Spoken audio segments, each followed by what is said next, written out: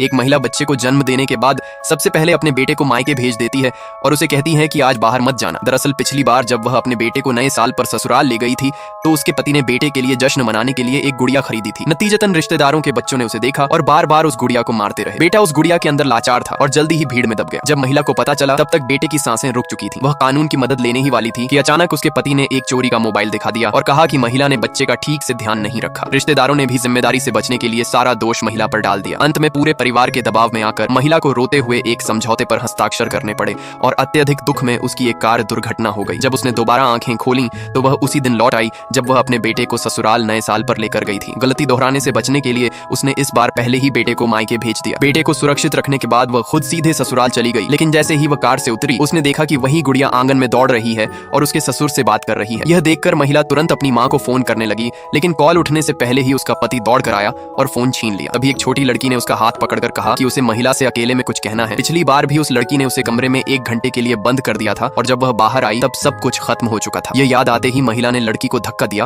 और जल्दी से गुड़िया की तरफ बढ़ी, लेकिन तभी रिश्तेदार जैसे पहले से तैयार होकर आए और उसे घेर लिया। इस बीच आंगन में बच्चे गुड़िया को गिराकर उसके ऊपर चढ़ गए थे। महिला ने पूरी ताकत से बाहर निकलने की कोशिश की, लेकिन पति और सास ने उसे रोक लिया और कहा कि वह बच्चों को डरा रही है। उनके कहने पर रिश्तेदार उसे जबरदस्ती घर के अंदर ले गए। महिला ने बहाना बनाया कि उसे बाथरूम जाना है और मौका मिलते ही उसने अपनी मां को फोन लगाया। फोन पर बेटे की आवाज सुनकर उसे राहत मिली, लेकिन अगर बेटा मायके में है तो फिर गुड़िया में कौन है? तभी घर के बाहर से गुड़िया के रोने की आवाज आई। महिला खुद को रोक नहीं पाई और बाहर जाने लगी, लेकिन दरवाजा बंद कर दिया गया। उसने देखा कि पति हंसने का नाटक कर रहा है, लेकिन उसे सब कुछ जुड़ा हुआ लगने लगा। छोटी लड़की, रिश्तेदार, सास सब पहले से योजना बनाकर आए थे। तब उसे याद आया कि उसका बेटा उसके पहले पति का है। इस परिवार से उसका कोई खून का रिश्ता नहीं है, इसलिए उन्हें उसकी जान की परवाह नहीं। कुछ देर बाद बाहर का शोर शांत हो गया। छोटी लड़की बच्चों को खाने के लिए बुला ले गई।